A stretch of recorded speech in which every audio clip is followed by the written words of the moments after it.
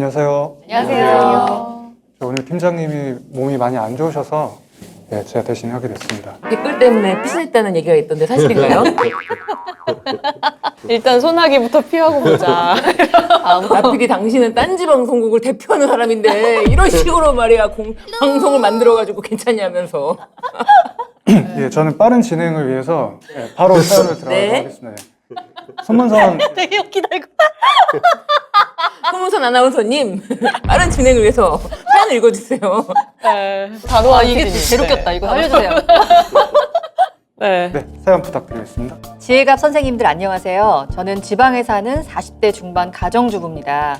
남편과 저는 2년 전 지인 소개로 만나 1년 교제 끝에 결혼했습니다. 둘 다 재혼입니다. 남편에겐 아들 둘이 있습니다. 아이들은 전처가 키우고요. 저는 딸이 하나 있는데 저와 남편이 키웁니다. 고맙게도 딸이 사춘기임에도 남편과 큰 문제 없이 사이좋게 지내고 있습니다. 남편 말로는 전처의 낭비벽이 원인이 되어 이혼했다고 합니다. 남편은 의류 사업을 하는데 전처가 워낙 경제 개념이 없어서 남편 몰래 카드값에 사채까지 끌어다 쓰다가 이를 키웠다고 합니다. 결국 남편이 부채를 모두 대신 갚는 조건으로 이혼했다고 해요. 하지만 아이들이 아직 어려서 엄마 손에 크는 게 맞다고 생각했답니다. 자기 일 때문에 바빠서 아이들 돌볼 여력도 안 되고요. 그래서 현재 아이 양육비 명목으로 전처에게 생활비도 넉넉히 주고 있습니다. 저는 전 남편의 외도로 이혼했습니다. 동료 여직원과 저 몰래 3년 넘게 사귀었습니다. 글자 그대로 두 집 살림을 차린 거죠. 그래서 아파트 한 채를 위자료로 받고 깨끗이 이혼했습니다. 잘한 거 아니에요? 너무 잘 받았네요. 아니 아무리 지방이라도 아파트 한 채를 위자료로 다녀. 근데 두 집 살림 차렸으니까 뭐 할 말이 없네요, 그죠? 문제는 남편과 전처의 사이가 나쁘지 않다는 겁니다. 아니, 사이가 좋다 못해 간혹 같이 잠자리를 하는 것 같습니다. 제가 알기로 전처는 저보다 나이도 어리고 얼굴도 예쁘다고 들었습니다. 사진 아직 못 봤나 보네. 어떻게든 보려면 볼 수 있을 것 같기도 한데. 근데 기분 나빠서 안 볼 수 있을 것 같아요. 머릿속에서 별의별 생각이 다 듭니다. 현장을 목격했다거나 어느 모텔에 들어가는 걸 봤다거나 그런 확실한 물증은 없습니다. 하지만 아이들 문제를 상의하러 전처를 만나러 갔다 온다고 한 날에는 샤워를 하고 들어온 것 같습니다. 더워서 땀난 거 아닐까요? 지금 날이 더운데? 전처 만나는 날마다. 더운 날만 만나. 사람은 보통 아침에 나가서 하루 종일 일하고 저녁에 들어오면 땀 냄새나 음식 냄새 같은 것에 찌들어 있잖아요. 그런데 꼭 전처만 만나고 오면 그런 냄새가 전혀 안 나고 깔끔합니다. 샴푸 냄새가 바뀌면은 이건 빼박인데. 빼박이죠. 근데 씻고 들어오는 거는 빼박인가 봐요. 확실한가 봐요. 사연을 쓰면서도 두서가 없지만 저는 남편에게 솔직히 말하는 것이 두렵습니다. 정확히는 남편이 저에게 솔직히 말할까 봐 더 두렵습니다. 하지만 전 남편의 외도로 인해 지옥을 경험한 저로선 현 남편이 전처와 잠자리를 하는 것이 도무지 용납되지 않습니다. 너무 이건 당연하죠. 누구에게나 근데 아직 용납되지 않죠. 아직 확실한 뭐 그게 없잖아. 이분 지금. 근데 생판 남이 아닌 전 아내이고 아이들 엄마이니까 양해하고 이해해야 할까요? 아니면 확실한 증거를 잡아서 이혼과 위자료를 요구해야 할까요? 재혼이고 결혼한 지 얼마 되지도 않았고 둘 사이에 아이도 없는데 이혼이 아닌 혼인 취소 소송으로 가능할까요? 제가 법적으로 어떤 선택을 취할 수 있을지 조언 부탁드립니다. 어떠신가요, 변호사님? 초반에는 발동이 안 걸리나? 아니 근데 지금 증거가 이거 하나인 거잖아요. 하루 종일 일하고 들어오는데도 굉장히 깔끔한 모습으로 들어온다. 네. 그럼 좀 더 구체적인 증거를 잡아야 되는 거 아닌가요? 나는 일단은 이분이 약간 과대망상이 있다. 아, 그래요? 과대망상이 있다. 저도 거기에 한 표. 네? 저도 거기에 한 표. 이혼한 사람들이요. 다시 잠자리를 한다는 게 보통 멘탈이 갖고 있지는 않고 안 그래요. 맞아, 그건 맞아. 전처들이요. 그렇게 남자가 이제 양육비를 주고 있다고 해서 다시 만약에 관계를 시도한다. 너 지금 현처도 있고 그리고 뭐 때문에 나한테 지금 자자고 하냐. 난 아쉬울 게 없다라고 해서 오히려 더 자는 일이 거의 일어나기가 쉽지 않은데 이분이 지금 이렇게 하는 게 나는 조금 과대망상이 있다. 그러면 이거 매번 씻고 들어온 건 어떻게 해석해야 되죠? 씻고 들어오는 것도 마찬가지예요. 이게 추측 깔끔한 냄새가 난다. 이 정도예요. 이거 내가 봤을 때 이분이 조금 조금 이제 사실 그렇지 않을 수 있는데. 네, 전 남편의 트라우마, 외도에 대한 트라우마 때문에 지금 너무 지금 심각해. 이분이 꺼내신 단어, 혼인 취소가 가능하냐. 네. 이분이 너무 억울한 거예요. 내 삶이 첫 번째 남자로 인해서 나는 외도로 인해서 나는 피해자야. 나는 외도의 피해자로서 이혼을 했는데 이 남자 때문에 또 인생의 피해자가 될 수 없다.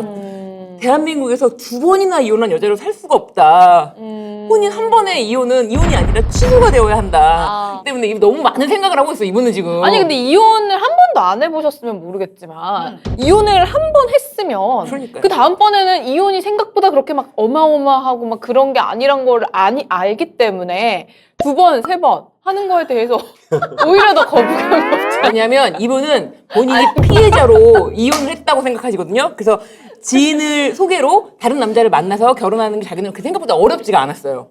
그런데 이번에 또 그런 일을 당했다고면은 이게 좀 말하기가 또 2번째 너가 부족해서 그런 거 아니냐라는 자기 탓이 뭔가 될까봐 이분은 자기는 그냥 완전히 승전한 피해자로서 남고 싶은 거야. 아니 그리고 제가 지금 빠르게 한번 생각을 해봤거든요. 근데 한번 해봤으니까 뭐 2번, 3번은 아니야, 그건 아닌 것 같아.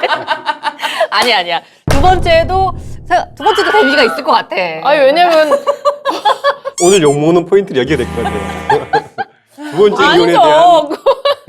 악플 멈춰. 오늘 죽었다 또.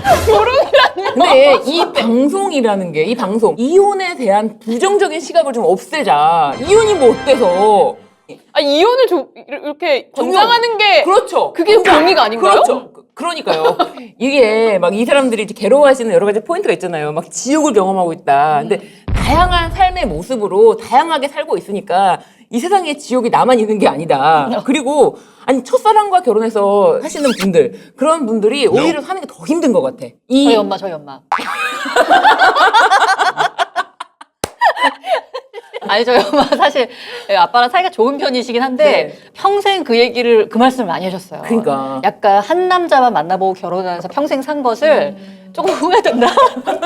다양한 경험을 하지 못했던 근데 것이 좀 굉장히 되게 후회된다. 실제 보면 네. 2번째 이혼하는 거에 대한 거부감이 되게 큰 것 같아요. 되게 높아요. 그래서 이게 첫 번째보다. 그렇죠. 이게 2번째 이혼을 어떻게든 안 하려고 뭐 남편의 외도, 아내의 외도, 뭐 폭력, 뭐 경제적인 문제 등등을 다 묻고 그럼에도 불구하고 이혼 안 하겠다고 하다가 굶고 굶어서 더 이상 이제 못 견딜 때 그때 이혼하는 분들이 의외로 많습니다. 그래서 2번째 이혼을 쉽게 한다는 거는 안 해본 사람 또는 한 번밖에 안 해본 사람들의 편견이 아닌가. 노노노노노. 저 아니에요. 그러니까 한 얘기했잖아요. 지금 제가 했던 사건 중에는 3번째 이혼하시는 분들 계셨는데 굉장히 쿨하시게 초고속으로 이혼하고 싶다. 세 번째는 다를 수도 있어요. 3번째. 왜냐면 이제 3번째 되면 4번째 결혼도 빨리 해봐야 되기 때문에. 이렇게 생각을 해봐. 2번째가 고민 거야, 그죠? 2번째가 고민. 그 2번째까지 가고 나면 3번째부터는 약간 뭐 그래 이혼 이렇게 된 걸까 이런 마음이 조금. 요거를 질문을 드려볼게요. 혼인 취소 소송이 가능한 경우는 어떤 경우인가? 이분은 가능한가요? 그럼? 이분 불가능합니다. 불가능해요? 네. 혼인 취소 소송이 가능한 경우가 매우 적고요. 아마 저는 제가 이제 이혼 사건을 연변호사님 옆에서는 아주 세 발의 피로 접했고 이혼 조정 사건을 많이 만났던 사건들이기 때문에 연변호사님 혹시 혼인 취소 소송 하신 적 있으신가요? 있습니다. 취소가 됐나요? 성공하셨어요? 다만 대부분 예비적으로 이혼하셨죠? 딱 한 건을 제외하고 그죠? 주의적 혼인 취소, 예비적 이혼. 네. 그리고 전화할 때 압니다. 예비적으로 이혼이 될 거야. 99.99%가 예비적 청구 이혼 유력. 혼인 취소나 혼인 무효해줘. 네. 그게 아니면 그게 안 되면은 어쩔 수 없이 이혼이라도 해줘. 이렇게 청구를 하는 거죠. 예, 그건 이제 뭐 법적으로 주의적 청구, 예비적 청구. 예, 그래서 혼인 취소도 주의적 받아들여진 적이 있나요? 그 혼인 취소만 청구했다가 예비적 병합을 끝내 의뢰인이 거부를 해서 기각된 적이 있습니다. 거봐요. 그러니까 그 정도로. 취소가 성립이 되려면 정확히 어떤 조건이 있어야 되나요? 그래서 법전을 준비했습니다. 아, 네네. 역시 뒤적뒤적 하시더니. 근친이거나 아. 아주 가까운 근친, 뭐 부모 자식이나 뭐 형제 이런 거는 무효고 아, 네네. 그걸 벗어나는 그 8촌 이내의 혈족, 4촌 이내의 인척 그 취소 사유가 되고요. 네. 중혼도 취소 사유입니다. 중혼이라는 중혼? 거는 혼인을 했는데 또 하는 경우. 네. 근데 현재 국내에서 쉽지가 않죠. 그 혼인을 하면 2번째 혼인 신고를 받을 때 당신 뭐 배우자 또는 본인이 이미 배우자가 있어서 안 된다고 할 것이기 때문에 지금 21세기 중혼이라는 이유로 취소가 되는 사건은 거의 보기 힘들 거고요. 현실적으로 의미가 있는 거는 사기 강박이라든가 뭐 악질 사기. 이런 건데 네. 사기로 인한 결혼 주로 그런 주장합니다. 그러면은 혹시 사실혼 관계를 유지하고 있다가 중혼으로 들어갈 순 없나요? 그건 뭐 굳이 표현하자면 중혼적 사실혼이라고 하는데요. 부첩 관계 같은 거죠. 여기서 말하는 중혼은 법률혼. 아. 법률혼을 말하는 것은 법적인 부분이 또 그렇죠. 들어가야 되는. 네, 그래서 그러면은 뭐 혼인 취소는 안 되겠네요. 안 돼요. 어. 그러니까 사실 뉴스에 나올 정도로 혼인 취소 사건은 굉장히 드물어요. 뭐 예를 들어서 본인의 학력이라든지 모든 거를 다 거짓으로 하고 그리고 자신의 그 가족 관계라든지 이런 전부 다. 모두 다 거짓으로 해서 혼인한 경우에 그런 경우에 혼인 취소 사건이 받아들여진 적이 있다라고 뉴스에서 보도되었는데 그 정도로 혼인 취소는 어렵다. 그렇기 때문에 이게 이제 두 번째 이혼 결심하시는 분들은 항상 궁금해요. 저 혼인 기간 짧아. 나 혼인, 내 이거 이혼 안 돼. 이혼 안 되니까 취소해달라라고 하는데 취소는 매우 어렵다. 어렵다가 아니라 거의 불가능하다라고 생각하시면 될 것 같아요. 그리고 처음 말씀하신 것처럼 네. 두 번째 혼인을 해소하는 방법으로 혼인 무효나 취소를 주장하신 분들은 그 다음을 생각하기 맞아요. 때문이거든요. 왜냐면 맞아요. 혼인관계증명서를 보여줄 수 있는 사람이 별로 많거든요. 뭐 혼인관계증명서를 보고 싶어하는 사람들, 그 님을 위해서 다음의 님을 위해서 그런 건데 새로운 분을 위해서. 그렇죠. 그리고 현실적으로 대부분이 혼인 취소 사유가 되죠, 사실. 거짓말을 하지 않습니까, 그죠? 좋은 남편이 될 것이라고, 참한 아내가 될 것이다. 근데 그런 거 갖고 안 되잖아요. 그렇죠. 대부분 사기를 치기 때문에 웬만한 사기는 법원에 받아들여지지 않습니다. 결혼은 네. 사기다. 사기 안 치면 어렵지 않나요, 이게? 다음 단계 중립관계가. 그렇죠. 진짜 그런 것 같습니다. 그렇죠. 원시적 불능입니다. 예. 그러니까 일단 혼인 취소 소송은 불가능하답니다. 우리 사연자. 그렇지만 네. 사건을 맡기러 오시면 역시 그렇게 부정적으로 말씀 안 드립니다. 속상하시겠네요. 억울한데요. 다만 실무상 법원에서 혼인 취소를 받아들인 가능성이 크진 않지만 이 사건은 이래저래 한 이유로 가능성이 전혀 없는 건 아닌 것 같기도 해서 해볼 여지도 있습니다. 다만 되게 정말 이게 뭔가 여지를 많이 남기는 그러니까. 말들을 단어를 쓰네요. 방송하고는 다 딴판이시네요. 네, 그러네요. 왜냐면 제가 일단 입금을 시키는 게 목적이신 맞아요. 거죠. 그래도 항상 가능성이 있기 때문에 가능성이 있는 걸 있다고 하기 때문에 이건 기망은 아니죠. 기망은 다만 아니지. 수임을 좀 적극적으로 한다. 뭐 이렇게 봐주시면 그럼요, 좋겠습니다. 그럼요. 네네. 방송보다는 확실히 그 의뢰인 만날 때 상담하실 때 다양한 어휘력을 구사하시고 다양한 가능성에 대해서 얘기하고 방송에서는 뭐 구사하시는 어휘력이 삽 이 정도잖아요. 어쨌든 이분이 한 이야기가 사실이라고 가정했을 때. 가정해도 를 대비했을 때 이제 말씀을 드린 건데 어쨌든 그래도 혼인 취소 소송은 좀 어렵다라는 그쵸. 거를 그리고 한 가지. 이건 뭐 법대 1학년 때 배우는 건데요. 네. 원시적인 사유, 후발적 사유 이렇게 하거든요. 네. 애초에 혼인을 할 때 문제가 있어야 혼인 무효는 취소가 되는 거예요. 혼인한 이후에 생긴 거는 그치. 이혼이죠. 그걸 풀어서 설명을 하면 혼인 관계를 장래를 향하여 해소하는 것이 이혼이거든요. 혼인 취소가 되려면 애초에 결혼할 때부터 그죠? 이 자식이 전처와 계속 중혼적 사실 관계를 유지할 것을 마음 먹고 그랬음에도 불구하고 나를 속이고 혼인을 했다. 이래야 혼인 취소가 될 여지가 있는 거지. 결혼해 살다가 지금 후처보다 전처가 더 예쁘니까 넘어갔다. 그거는 혼인 취소가 될 수가 없죠. 근데 그 시점을 정확히 잡기는 좀 어렵겠네요. 그렇죠? 잡을 수 있죠. 그게 나한테 오면 잡을 수 있다. 그러니까 아니고 아니 이럴 수 없죠. 있잖아요. 만약에 예를 들자면 여기 사연 보내주신 분도 이럴 수 있잖아요. 그 전처가 낭비벽 때문에 도저히 이 여자랑 못 살겠다 해서 이혼을 했어요. 이혼을 했는데 뭐 애들 때문에 왔다 갔다 왕래를 하다가 다시 좀 둘이 사이가 그냥 그럭저럭 좋아져서 뭐 이렇게 관계도 하고 만나고 전처와의 사이로 이렇게 만나다가 이분을 만났다. 그래서 이분이랑 결혼하게 됐다. 네. 근데 속였다는 것도 제가 말씀드렸잖아요. 저도 속여서 결혼했거든요. 근데 갑자기 고해성사. 근데 이게 사회 통념상 아주 확 뛰어넘어야 되는 거죠. 뭐 예를 들어 가지고 서울 법대를 나왔다고 속였는데 알고 봤더니 서울대 경제학과를 졸업했다. 이런 거 가지고는 안 되거든요. 제가 지금 말씀드린 아까 말씀하신 사건이 그게 학력을 속인 거예요. 근데 학력만 속인 것이 아니라 자기의 모든 배경을 전부 다 속인 거예요. 자기의 그쵸. 부모님, 자기 집안, 자기 경력 모든 거를 다 속이고 결혼해서 이 여자가 너무 억울하다. 난 이 남자의 모든 걸 다 속았다. 야, 근데 어떻게 그렇게 다 속이고 결혼했지? 거의 사기꾼이에요, 그 사람은. 돈을 또 많이 뜯어갔어요. 그쵸, 그런 항상. 이유로 예. 예. 그러니까 단지 이 여자랑 결혼하기 위해서 그런 것이 아니고 돈을 굉장히 많이 뜯어갔죠. 그래서 혼인 취소가 된 사건이 있었어요. 약간 다른 건데 예전에 혼인 빙자 가늠죄가 있을 때 혼인을 빙자해서 가늠만 하지 않아요. 돈을 뜯어가죠. 사기가 결합되고 그렇죠. 예. 거의 뭐 100%가 가까운 게.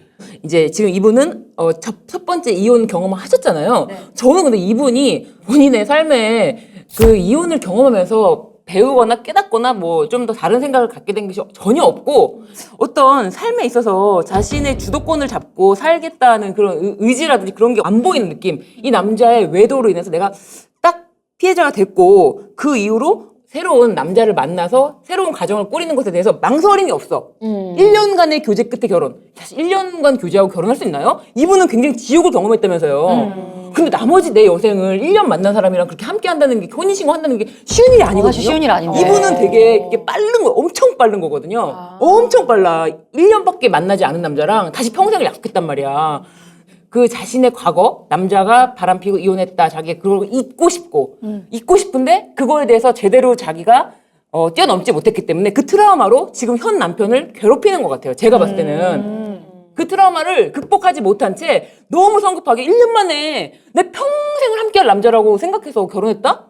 동거할 수도 있잖아요, 먼저 동거를 할 수도 있고 여러 가지를 먼저 사정을 고려할 수도 있지만 서둘러서 결혼한 이런 걸 보면서 이 남자에게 그 자신의 그 트라우마를 지금 씌우고 있다. 아, 그래서 이게 지금 이제 이 사연자 분의 어떤 혼자 오해 같은 걸로 그게 생겨난 결과일 수 있다. 저는 그게 근데 굉장히 그럴 크거든요. 수도 있는 게 1년밖에 안 오늘 만나고. 사실 이 네. 사연 안에는 네. 그쵸 단서가 좀 없긴 해요. 네. 여자분이 혼자서 추측하는 거 말고는 없잖아요, 그죠? 그 여자 전처도 어리고 예쁘다고 들었습니다. 참나.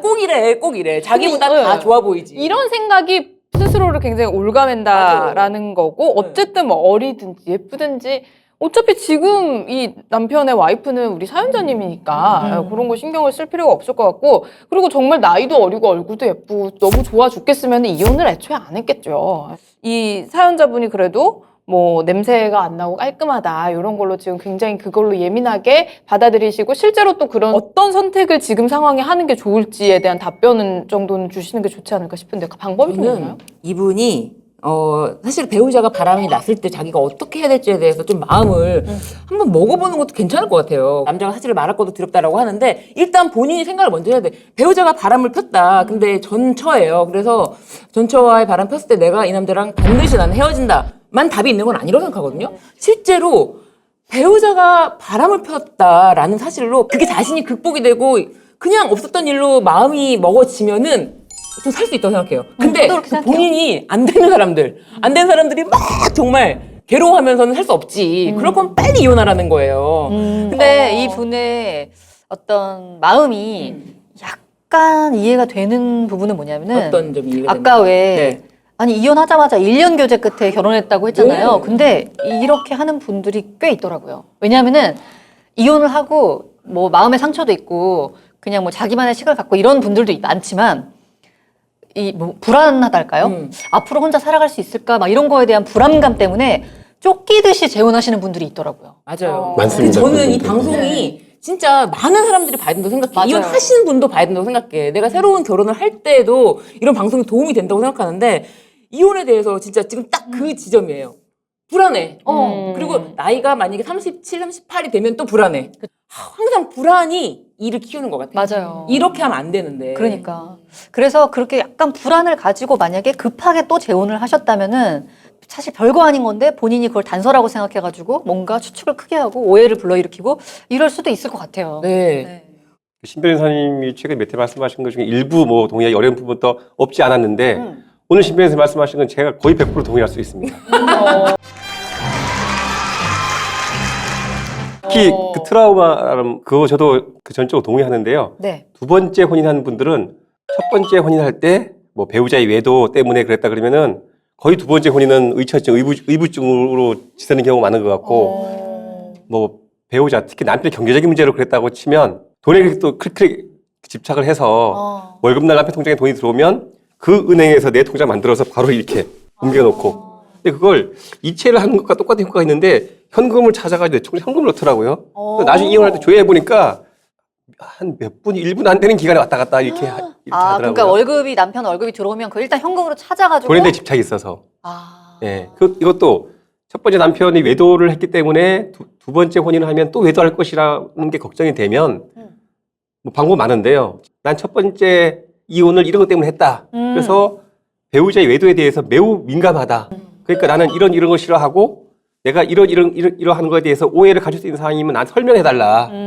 그리고 전처 사이에 아이가 있기 때문에 연락을 할 것인데 나한테 신경 쓰게 할 수가 있으니까 뭘 해달라고 해야지. 그게 아니고 그냥 혼자 소설을 쓰고 있는 거예요, 그죠? 이렇게 무섭고. 약간 대화가 좀 필요하다는 말씀이시죠. 그쵸. 의심이랄까요? 의심일지 뭐 정말 외도일지는 모르겠지만 그 원인 자체가 전 남편이 아이들로 인해서 전처와에 생긴 아이들로 인해서 전처와의 관계가 단절되지 않은 게 그쵸. 가장 큰 원인인 것 같은데 제가 보기에는 그 관계가 단절되지 않는 이상 우리 사연자님이 계속해서 좀 불안해하시지 않을까라는 생각이 들어요. 이게 아이들 면접 교섭권이라는 게 있잖아요. 근데 아이들과 면접 교섭권을 할 때 아이들이 부모의 이혼으로 자신들이 뭐 부모로부터 사랑받는 거를 변치 않는다라는 걸 계속 지속적으로 알려주게 하기 위해서 같이 있는 상황 자체를 연출할 수도 있어요. 그렇기 때문에 이거를 새로운 아내를 위해서 아내랑 그 전처랑 절대 접점이 없도록 해라라는 게 저는 조금 그 아이들을 저는 이혼은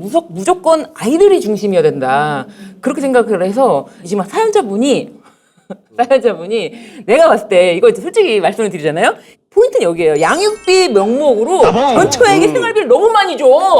신부의 세월을 감탄한다, 진짜. 진짜 예, 이거. 저도 딱 그게 거슬렸어요. 100%야. 예. 전처에게 생활비를 너무 많이 주는 거야. 자기가 보기에는. 여기서부터 뭔가 시작됐다. 애들 둘 키우는데 왜 전처까지 지금 이 남자가 부양하고 있지?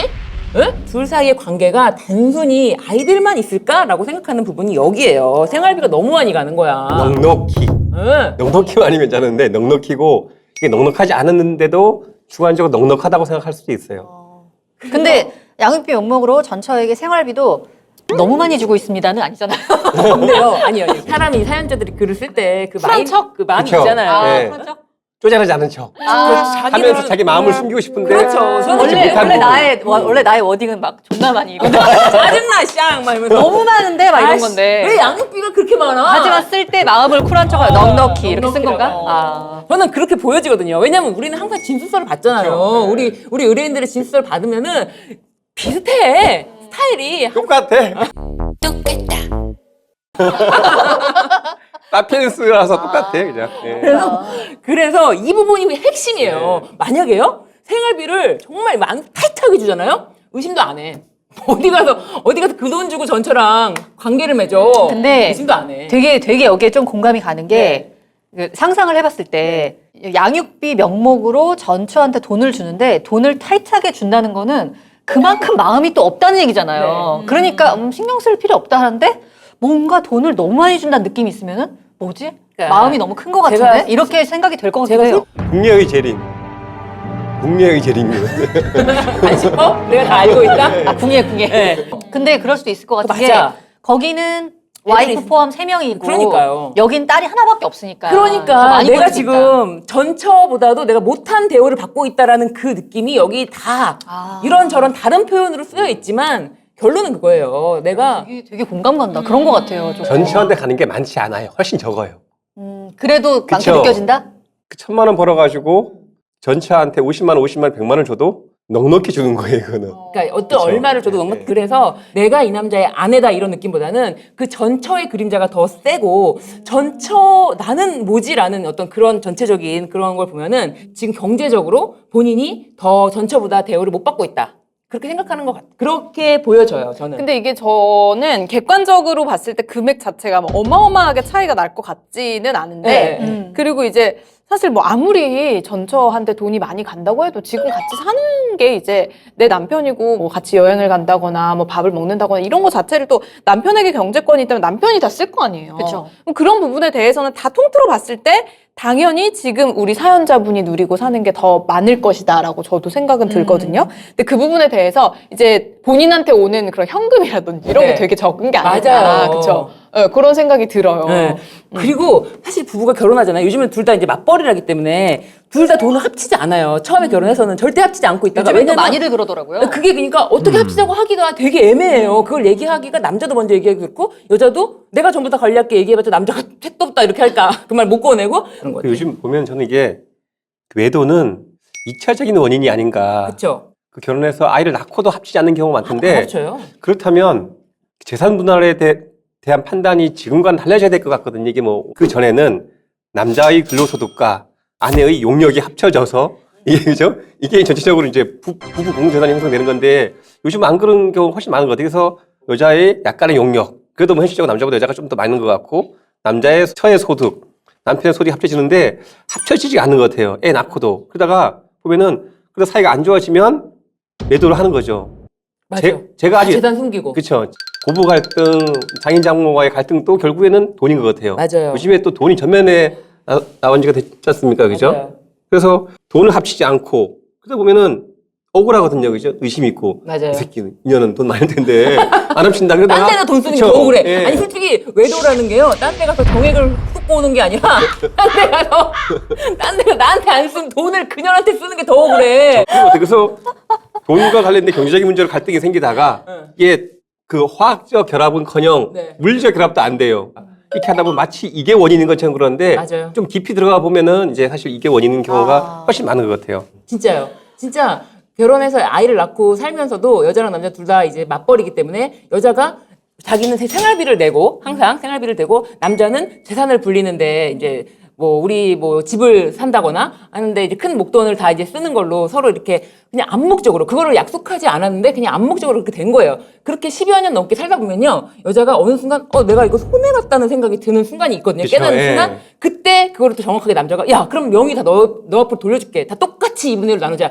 이렇게 하면 문제가 없어요. 그 가정은 잘 지냅니다. 그런데 이 남자가 내가 이거 불린 건 맞잖아. 야, 내가 이거 해서 샀잖아. 이거 내 결정에 의해서 이 부동산을 샀기 때문에 남자가 자신의 기여도를 높게 평가하는 순간 이 가정에는 불화가 불씨가 생깁니다. 이제 이분 얘기도 결국에는 이 자기가 아내로서 대접을 확실하게 자리매김하지 못했다 이런 불안감이 저는 분명히 그 자신의 그 트라우마와 함께 과대망상으로 왔다. 그리고 자신 전 남편도 자기한테 양육비를 얼마를 주느냐 비교가 될 거예요. 내가 얼마를 그쵸. 받고 있는데 이 남자는 아무리 그래도 이렇게 많이 주나? 그건 비교가 된다. 그래서 이분의 어떤 지금 현재의 지금 마음의 불안, 또 불행 이거는 본인 스스로 지금 만들고 있는 거예요.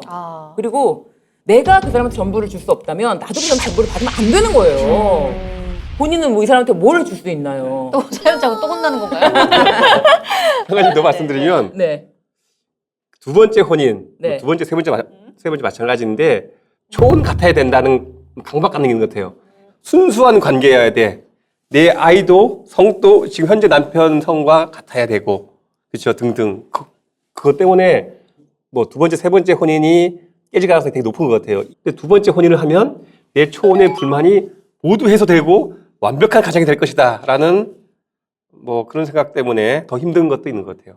이분이 일단은 지금 현 남편이 뭔가 전처랑 외도를 하고 있을 것 같다는 어떤 그런 단서를 가지고 사연을 보내주셨는데 만약에 바람일 경우 실제로 지금 남편이 전처랑 그런 관계를 유지하고 있다고 할 경우 확실한 증거를 잡아서 이혼과 위자료를 요구해야 할까요? 라고 또 질문을 주셨거든요. 일단 아까 혼인 취소는 어렵다 말씀드렸고 확실한 증거를 잡게 되면 이혼 청구를 이분이 하게 되면은 저는 글쎄요. 그러니까는 법적으로는 말씀 누차 드리지만 3천만 원 이내 위자료밖에 안 된다. 그렇기 때문에 돈은 그렇게 크게 뭐 이렇게 바라보기 어렵다. 네, 볼 수 없다. 그렇죠. 그래서 저는 이분은 이혼 뭐 혼인 취소가 됐든 또 두 번째 이혼이 됐든 이렇게 약간 불안한 마음을 계속 가지고 뭔가 끊임없이 의심하고 신경 쓰고 이렇게 되면은 계속해서 이혼의 굴레에서 벗어날 수 없지 않을까라는 생각이 들어서 아까 말씀드린 것처럼 스스로 또 뭔가 이렇게 그런 부분에 대해서 끊어내려는 노력을 하셔야 될 것 같긴 해요. 맞아요. 이분한테 필요한 거는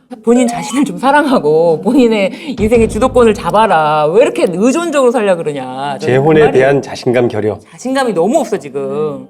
그리고 그래 자신감을 키우려면 지금 현 남편과의 잠자리를 좀 더 적극적으로 해봤으면 좋겠다.